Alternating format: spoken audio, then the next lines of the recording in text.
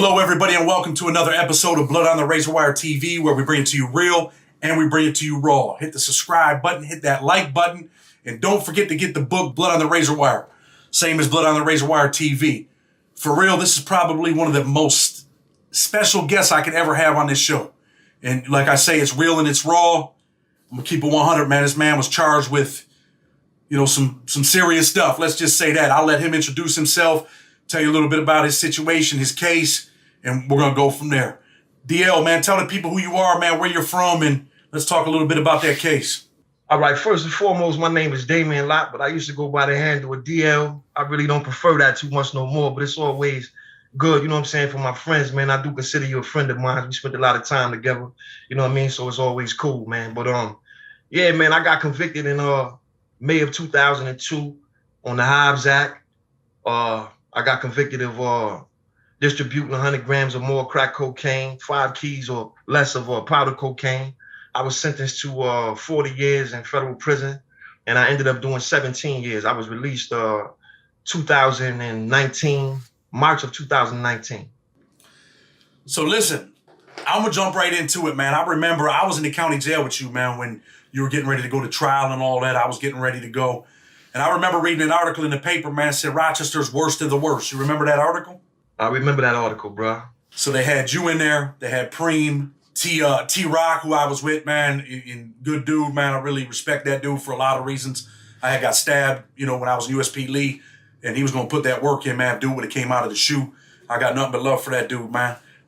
Divine, Sean Rucker, Ted, I was with Ted. So anyway, man, why did they call you guys the worst of the worst, man? They called us the worst of the worst, man, because they felt like they was getting the worst individuals off the streets at that time, which was crazy, man, because, I had connections with Preem. I grew up with Preem. I knew Preem for a long time. T-Rock, that was my best friend, man, since we was since we was 10 years old, you know what I mean? Ted and them, I just knew them through certain associates of mine. So a lot of the people who they had on the case, it wasn't even really like, all of us was really involved with each other. You know what I mean? The government just kind of like threw a whole bunch of shit up against the wall and just hoped that it stuck. You know what I mean? But at that time, they was calling us the worst of the worst, man, because, dudes was out there bugging, man. They said we was responsible for about 20 murders in the city. You know what I mean? A lot of home invasions, a lot of robberies, so, they just labeled us the worst of the worst. So that's what I'm getting at, man. They alleged there was a bunch of murders in Rochester. I mean, it's a crazy city right now, but they say you guys were the worst of the worst, the most dangerous this city had ever seen. And I remember reading an article about Ted. Ted was testifying at the trial, and he admitted on the stand to 8 murders. And the government the government agreed to give him what, a 20-year, 25, really they wanted to give him like 15 years or something, and then the judge rejected that, right? Exactly. They ended up giving him 25. They gave him 25 years after he admitted to 8 murders on the stand. It's kind of like the Sammy the Bull story, right? Do what you want to do, and the government looks out. So I remember LG, man. You want to talk about LG a little bit? I mean, some people in the town might want to hear a little bit about that story. Is that something we can rap about it, man? If you want to talk about it, whatever you want to know, man. Whatever I can assist you with. So I was also friends with Sherman Green, who was LG's best friend. Remember Sherman Green? Exactly. I know Sherman Green. He testified at my trial. Okay. And I was there when T-Rock jumped on him in Batavia after he testified at the trial. Exactly. So LG ended up dead, man. They said that, his back was broke. He was drowned in a tub. I had heard all that. Then they found him on Cutler Street, right? They found him on Cutler in a van. He was in a van. Was he in a box? Yeah, his whole back was broke, man. They stuffed him in a box and sealed the box up. So when they found him, his back was broke, you know what I mean? He was hurt up real bad, apparently, obviously he was dead, you know what I mean? And he just was in a box wrapped up, man. That's crazy, man. Crazy story, right? Crazy shit happens in this city, man. People don't realize that. How old was LG, you think, man? I don't remember how old he was, but I don't know. When I fell, man, I was 27, man. When I went to trial, I was 27. I had just turned 27 that year. So I'm giving LG maybe a couple years older than me, man. So I want to say LG might have been 29. You know what I mean? 28, 29, maybe possibly 30. No older than 30, though. Okay, so LG's no older than 30, getting money. Dude was getting money, right? Yeah, he was definitely getting money. Is that why you think he became a target, man? Well, I'm saying, man, I can only go off what Ted Francis testified to at the trial. Yeah. Because as far as that situation, as far as that particular robbery, I wasn't on that particular robbery. Ted testified at the trial that he participated with Supreme on that robbery. And that, you know what I mean, it was him and Supreme who had put that work in and basically, you know what I'm saying, murdered LG, you know what I'm saying, for allegedly, I think it was like 50,000. They ended up getting like 50,000, you know what I mean, from him, you know what I mean? They lured him up into the building, you know what I mean, and ended up killing him or whatever, you know what I mean, for the money, you know what I'm saying? So that was one of the murders that Ted ended up testifying to at the trial that we was in, you know? Okay, so, you know, like my channel is to save kids from life imprisonment, premature death, right? So I want these dudes to know, man, that LG lost his life for $50,000, man. Yeah, he lost his life. Ain't no doubt about it. He lost his life. I mean, you got wolves out there, man. You know what I mean? And at one point in time, there is no question. You know what I'm saying? I was a wolf, you know what I mean? And I ran with a pack of wolves. And you know what I mean? It was our everyday thing, man. You know what I mean? It was to get up, you know what I mean? And figure out who was getting money, who was getting at it, you know what I mean? And we was on their heels. You know what I mean? You know, we was watching them. We was surveilling them. You know what I mean? We was moving like the police would move, trying to conduct a drug bust. You know what I mean? But we was trying to conduct a home invasion. You know what I'm saying? Or trying to conduct a robbery. You know what I mean? So, you know, he definitely lost his life, man. You know what I mean? He definitely lost his life, man, due to selling drugs, man. Let me ask you this, though. So when the wolves are out to get the victim, right? Is the intention like, yo, we got to kill this dude because he might try to get at us? I mean, or is it, yo, we're only going to kill the dude if we have to? Or is it just like, hey, man, nothing's fair in love and war? I mean, well, nothing's fair in love and war, man. You know, like, I can't speak for all the individuals that I ran with, man. I can only speak for myself. You know what I'm saying? There's some people may look at the video and they be like, man, this dude full of shit. But my thing is this, man. Like, if I was doing a robbery, man, to really be honest with you, man, the last thing that I really would want to do, man, is kill somebody. You understand what I'm saying? I mean, I'm really there. I just want the money, man. You know what I mean? But when you're doing that type of stuff and you involved in those situations, anything can go wrong at any given time. You know what I mean? And from my understanding, one of the reasons why LG lost his life, man, was just based on the fact that they knew this dude had access to a lot of money.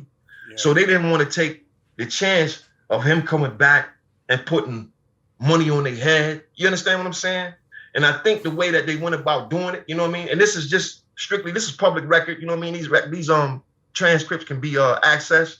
But one of the things that Ted testified to at the trial was the fact that when they got him up in the house and they started talking to him, they were saying that a lawyer, a prominent lawyer in Rochester, New York, which was he recently did a lot of time. You know who I'm talking about. Mm-hmm. Supposedly he had fed some information to Supreme about LG being a rat. You understand what I'm saying? So that was one of the reasons why, you know what I mean, I think LG had lost his life. You know what I mean? I guess they wanted, they killed him for the money, of course. You know what I mean? But one of the reasons was because this lawyer had said that LG was a rat. You know what I mean?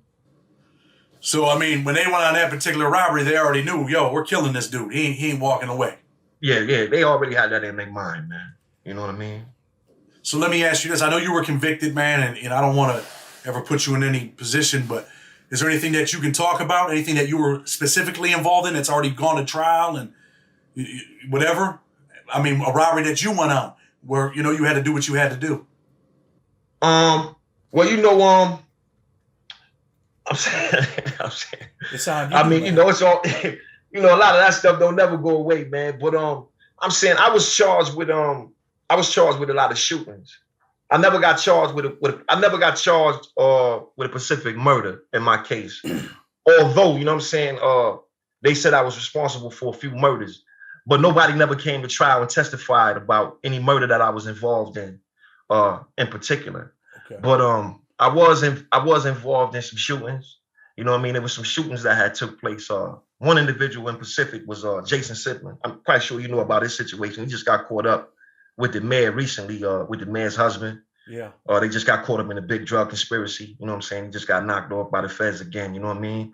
But they used his testimony against me. You know what I mean? The fact that they say that I robbed him, you know what I mean, for some drugs and money. You know what I mean? They used that as one of the acts and with the Hobbs Act case that they placed on me. They used that situation. You know what I mean? So he testified about me shooting him and whatnot.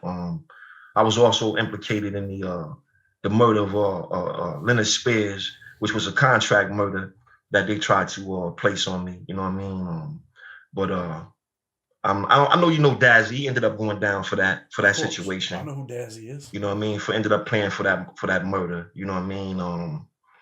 So you know, it's a lot of things that took place, man. But as far as with my case though, the pillars on my case and the two main witnesses in my case was Anthony Martin, which was Dut, and Jason Sipman, you know what I mean, which was JS. You know what I mean? Those were the two pillars in my case, man. If it wasn't for them, I probably wouldn't even got jammed up by the feds, man.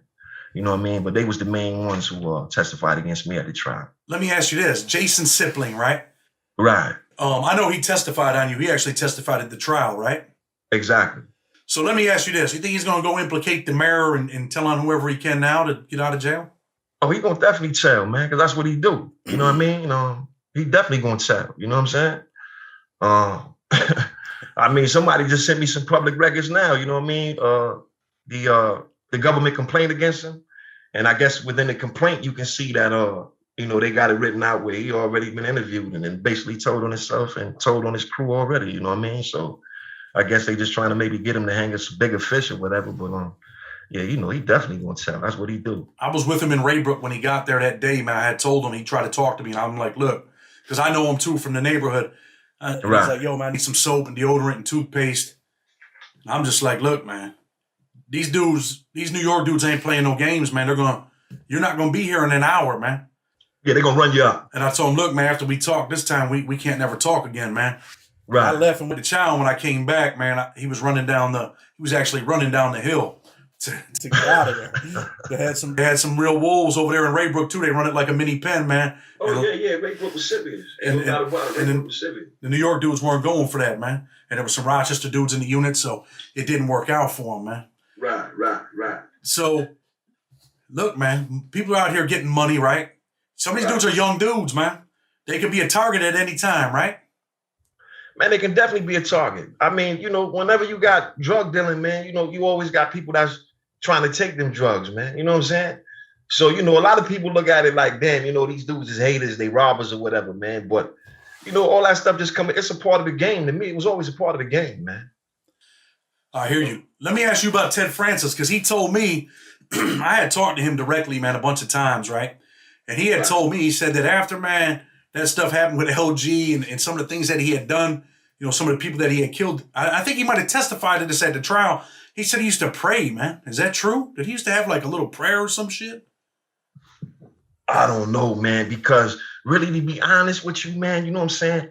I had met Ted, man, maybe one-on-one, I want to say twice, man.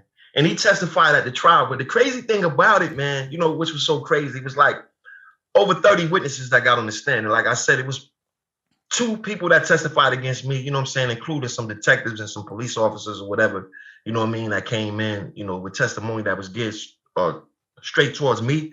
But when it came to him testifying, man, which was so crazy, and his testimony was really damaging towards me because after he finished testifying about the 8 murders that he was involved in, right?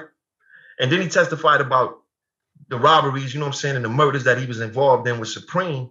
Prosecutor asked him, does he know me? And the man testifies and says that he seen me at Supreme House one time that I was with Supreme.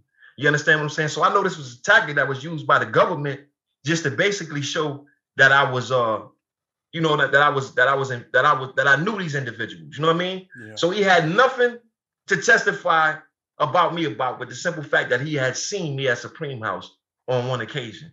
You see what I'm saying? But that testimony right there was damaging within itself because this is an individual that just testified being responsible for 8 murders, man. And then he testifies and say that he saw me at Supreme House on one occasion and that I was in the house just chilling with Supreme. You see what I'm saying? So now the jury is looking at it like, you know what I mean? I'm guilty by association. It's what you call a spillover effect. You know what I mean? And that was sort of like how I was convicted, man. You know what I mean? Basically, like a lot of the stuff that was going on at the trial, it just kind of spilled over right over on me, man. You understand what I'm saying? Because I'm sitting right next to Supreme. So now you got this dude testifying about how Supreme and broke this kid back. You know what I'm saying? Then basically choked him with 2 hands to death, you know what I'm saying? Strangled him, put them in the tub, wash them off with bleach to kill the DNA and all that. And then you testifying saying that you saw me at Supreme's house on one occasion. And it was mutual individuals, man, who got on the stand and testified. And this was all they had to say about me was the fact that they saw me at Supreme's house on one occasion, man. So he wasn't the only one to do that, man. You know what I mean? How much time Preem get? Life plus 55? Yeah, Preem got 55 plus life. He got 55 years plus life. Damn, crazy. How many murders did they say Supreme was involved in? They said Supreme was involved in about at least 10 murders, man. At least 10 murders. 10 murders. Do you think it ever got out of control where he was doing it because he enjoyed to do it, or was he just doing it because it was strictly business? I don't know, man. That's a demonic. That murder demon is a demonic demon, man. Some people get a taste of blood, man, and it goes to their head, man. You know what I mean? It becomes a sense of power. You know what I'm saying? Unfortunately, man, I've been around a lot of killers. You know what I'm saying? I grew up around a lot of individuals, man, who was involved in murder. You know what I mean? For some, you know, they put that work in and they're kind of a different person. But then to some, man, it kind of goes to their head, man. You know what I'm saying? So, you know, I don't know if that spirit took over him to the point where, you know what I mean, he became demonic with it, man. But all jokes aside, I mean, dude was a serious dude. He really wasn't nobody to fuck with, man. He was a serious dude, man. 100%. I mean, I knew who he was because he's from we're from the same neighborhood. Exactly. I knew who he was since I was a kid. And when I started getting money, I mean, petty money at the time, but when I started getting real money, I definitely didn't want to be in his lane. You know what I'm saying? Right. Because, the streets talk, man. People knew what was going on. You know what I'm saying? They definitely knew what was going on. And people, I'm keeping 100, man. People feared you guys. You know what I'm saying? People were like, man, and I'm sure there's plenty of people that thought they were ready if you showed up and they weren't ready when you got there. You know what I'm saying? Nah. and like you said, man, I want these younger dudes to understand this, that you're out here getting money, man, you're taking a chance with your life, man, in prison or in the street. And that there's, there's people out there that ain't just running up on you and doing a petty robbery on the corner. There's dudes out there doing investigations, man, putting GPS on your vehicle, watching you. Yeah. Because I've seen, like, I've been home now for the last 3 years, and the technology now compared to when we was out there, man, the technology is crazy. Like, this technology you would have to buy, man, from the spy store. I don't know if you remember the spy store. Yeah. Yeah, they used to have the spy store. So, like, we would get GPS kits, man. You know what I mean? Them things would cost. We get the GPS, the tracking devices, stick them up underneath your car. You know what I mean? Get your readout like that. You know what I mean? So all that stuff costs. But now, man, it's all at the touch of a button. Like, you can find out somebody's location, man, by just knowing their phone number. You know what I mean? Yeah. So the technology is crazy now, man. It's crazy, man. You don't even have to pay for that stuff no more, man. You know what I mean? Yeah. Was there ever a time where there was a murder and you might have been like, damn, man, like scared of the police type shit, where you're like, man, I don't want I'm worried about, getting arrested. Did that ever enter your mind? Man, getting arrested entered my mind, man, every day, man. I think that's something that always come across your mind when you out there committing crime. But one thing about a criminal, man, for some strange reason, man, you start telling lies to yourself. You know what I'm saying? I like to say, man, you start rationalizing things. You know what I'm saying? And that word rationalize is basically interchangeable with rationing lies. You start rationing lies to yourself like you're invincible. Like, this can't happen to me. Like, I can't get caught. You know what I mean? Like, I'm moving too slick. You know what I mean? But in the back of your mind, you know what I mean? Getting arrested, man, or going to prison, man, it's always in the back of your mind, because eventually, you know what I'm saying? It's like the course of the inevitable, man. You're going to eventually get caught up. You know what I mean? You can't beat the streets. It's impossible. It is impossible, bro. You know what I mean? Either you're going to get arrested, or either you're going to get into some type of interaction where it's going to cause some beef, where you can lose your life. You know what I'm saying? If you're lucky, you end up in prison. You know what I mean? If you're lucky. Man, say that again. If you're lucky, you could end up in prison. If you're lucky, man, you can end up in prison, man. If not, man, you know what I'm saying? You may end up dead, man. You know? Let me ask you this. Puerto Rican Rosie, remember her? I do. Do you remember the situation with Flash? I do. Flash So, got lucky, man. well, Flash got lucky because you were there, right? No, Flash got lucky because my man was there. I wasn't on that one. Oh, who was it? T Rock. T Rock was there, you know, and T Rock, I knew him from the halfway house, man. T Rock saved his life, man. You know what I'm saying, that night. You know, them dudes was ready to eat his food, man. But T Rock kept him up off him because he got caught smack dab in the middle of that situation, man. So really there's a plot to go rob Puerto Rican Rosie. She's getting money, right? Exactly. I was supposed to have been on that jukes that night, man, but I took off, man. I had a little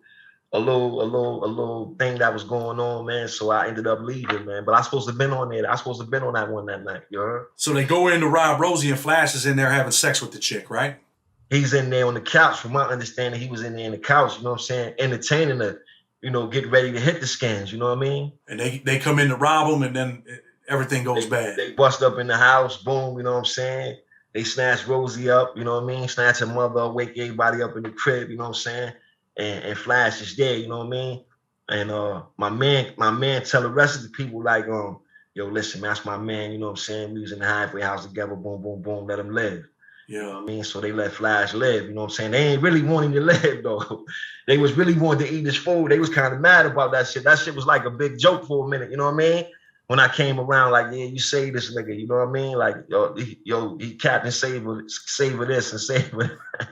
You know what I mean? So they ended up saving him that night though. But yeah, they wanted to eat his food though, bro. So T-Rock had a little bit of a heart, man.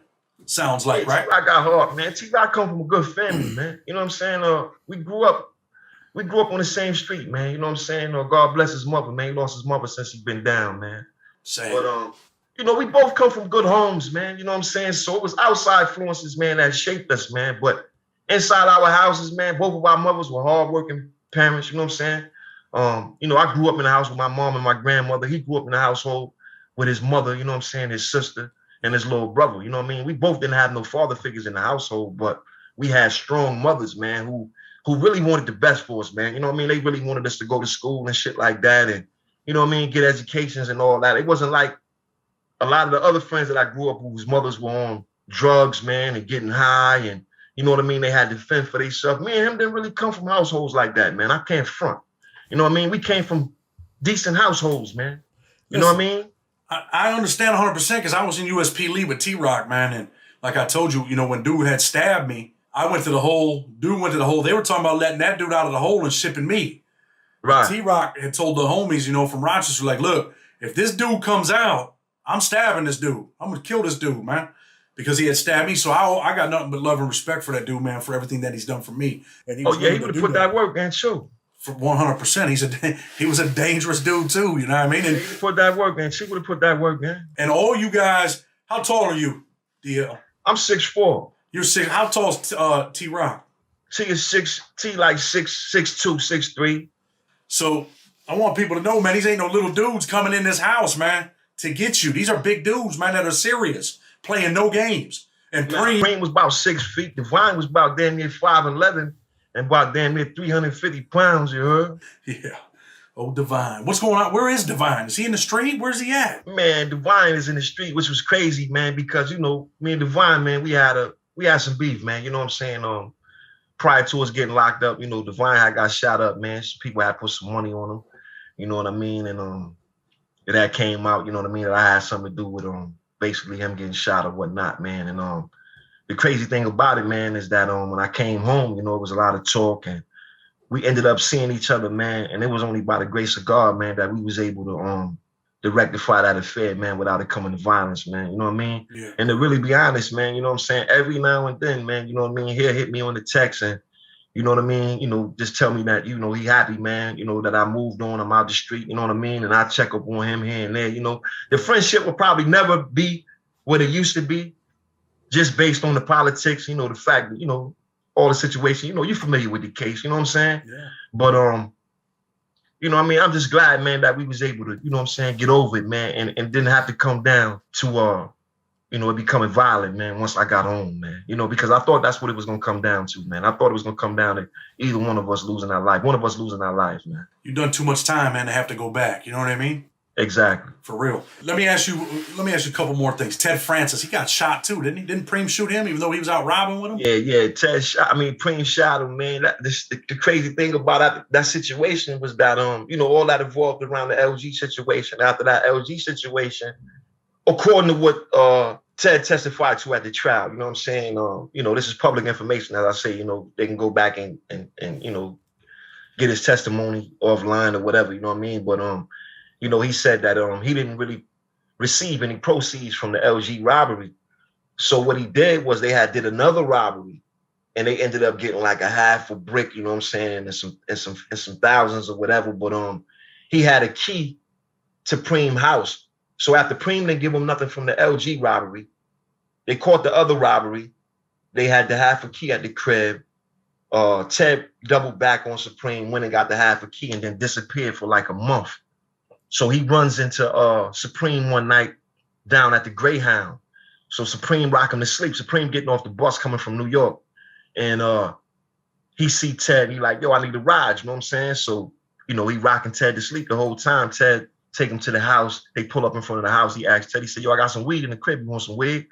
So Ted like, yeah, I have some weed or whatever. You know what I mean? So when Preem come out, man, you know what I'm saying? Preem go up in the house. He grab the 4-4, come out, man. Blow right at the driver's side window, man. Hit him right in the shoulder, try to blow his face off, you heard? Try to murder him right in front of his mother house, you heard?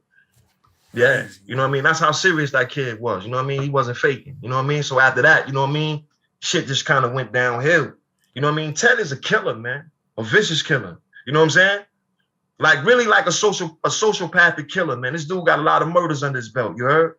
But I don't know if he just knew that he was dealing with somebody that was extremely more dangerous than him, man. You know what I'm saying? Listen, man, both of them dudes were dangerous. And like you said, man, with Ted Francis, I was in jail with him. I was on the mainframe with you and Preem and all them. I remember when Preem wouldn't even he'd tell dudes who they couldn't play basketball. Remember that? But you ain't playing no ball today. And these were gangsters in the street. They're in jail and he's telling them they can't play basketball. Right, he beating niggas up down there, beating dudes up down there and everything. Telling them they can't do this, telling them they can't do that. Man, and I haven't spoke to him, man, but from my understanding, he back down. I think he's gonna get some time back, man. I heard he's back down here now, going back to court, man. And I don't know if they're gonna give him a fair shake, man. But I know he got a case in the court right now. He ended up making it to an FCI too, right? He got out of the pen. Yeah, he's in not Danbury. He's in Schuylkill.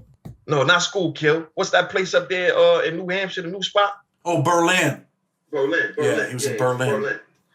Dangerous dude, man. Like you said, Ted Francis, man, when you talk to him, you can see that he was a killer in his eyes, man. And the way that he talked. He was a baby in prison. Without his pistol, he was a cold sucker, man. I'm talking about cold sucker, Chad. You know what I mean? I was in Youngstown, Ohio with him, man, many, many years ago. Before all that stuff had came out, and I talked to him. I was in Street Plaza with him at one point, too, in the county jail. And that's where I first had met him before all the stuff came out about him, testifying and all that stuff. And then I was with him in Youngstown, Ohio. And I had seen him years later, and I'm like, damn, bro, what's going on with you? You ain't sentenced, And he's like, nah, man, I don't know what's going on. He tried to act like whatever. You know how dudes do in jail, but it is what it is, man. But listen, man, is there anything you want to say to the people? We're going to talk about that commissary thing, too, but is there anything that you want to say to the people, man? Nah, not really, man. I'm just glad, you know what I'm saying, that you got a show, man. You know what I'm saying, that you're trying to get a youth, you know what I'm saying, a better example, man. You know what I'm saying? I appreciate you. You know what I'm saying? You inviting me to the show, you know what I mean? Right now, man, I'm not really doing too much of anything, man. I sit on the board of trustees, man, for this organization, which is called the Commissary Fund. So what this organization is geared towards doing, man, is helping people in prison, man, who are basically not able to assist, to not get enough help from the street. You know what I mean? Yeah. So my family, she runs the program. It's her non-for-profit organization, and like I said, man, the Commissary Fund is just geared towards donating money, man, to those who in need of help, man, in prison, man. You know, it's hard in there, man. If you're not really getting any help, man, it's hard, man. The food is horrible, man.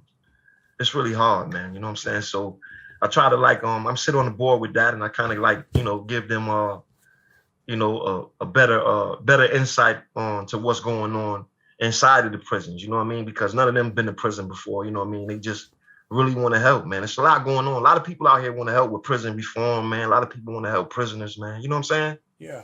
So, Listen, you know, that's kind of where I'm at right now, man. I'm going to put that link up, man. And anybody that's watching the show, man, you want to donate, they're doing good things with the money. They're sending it to people, man, that are in prison struggling, people that don't even have enough money to buy a bar of soap, deodorant, because their parents passed away since they've been in jail, things like that. Those are the people that they're helping out. So I'm going to put that link. I'm going to ask people, man, donate, man, anything, man, $10, $5, $25, whatever you can do. I'm going to put the link up so that people can donate to that. And I want to ask you one more thing, right? Well, two. First, okay. I want to ask you this. So really, man, when you're in the streets, you're in the streets. It don't matter how old you are. You're 15, 16, 17. Even some of them dudes are getting money. So even they can become a victim, right? 16? Yeah, man, I'm saying it don't matter how old dudes is, man, getting money, man. You know what I'm saying? You know, man, when the crew I was running, man, they was hitting licks for high stakes, though. You know what I mean? Yeah. I mean, it wasn't like we was playing around, man, trying to knock nobody off for no $3,000 and $4,000. You know what I mean? Yeah. When we was knocking dudes off, dudes was really trying to check dudes, man. You know what I mean? 50, 100 or better. You know what I'm saying? So if they knew you was getting money on that type of level, man, you know what I mean? You know, they was at you. You know what I'm saying? But it was a point in time, you know, because I've been doing robberies, man, since I probably was about 18 years old. I started robbing. You know what I mean? So it was a time when I used to do a lot of street corner robberies. You know what I mean? People you know like what I mean? Catch dudes hustling on the corner. You know what I mean? Shit didn't went sour like that. You know what I mean? People like so, you know. Did you hear me? Huh? People like Gypco? That was a whole nother situation there. That was a whole nother situation. That was a robbery. Me and Gypco did a robbery together. You know what I'm saying? And he ended up basically reneging on some of the proceeds from the robbery. You know what I'm saying? Running his mouth. You know what I'm saying? People knew who he was. They didn't know who I was. The shit went sour. You already know the rest. You know what I'm saying? He ended up, you know what I mean, getting hit up. You know what I mean? I went to trial for that, man. I beat that. I got acquitted of that. I knew you got. You know what I mean? But yeah, you know the deal with Gypco, man. You know he got shot in his head a couple times. You know what I'm saying? Got shot in the head and lived. I remember seeing him, man, when I was in Attica or Elmira. I had seen him. He was limping, and he was in rough shape. How about this? I was with Terry White. Remember T? Was from Plymouth. Right. Fat Cherry, right? Yeah. But he ain't fat no more, though. No. When I seen him, he ended up with 50 years, and then he ended up winning his case. And when I had seen him, man, he had lost his mind. He had told me, he said, Chad, look at me, man. Look what the streets did to me. They took my leg. His leg was gone. He didn't have a leg no more. Right. He said, look what the streets did. It took my leg, man. It gave me 57 years, man. And he was just bugged out. He had lost his mind. But listen, man, I know you're a writer. I was with you in jail, man.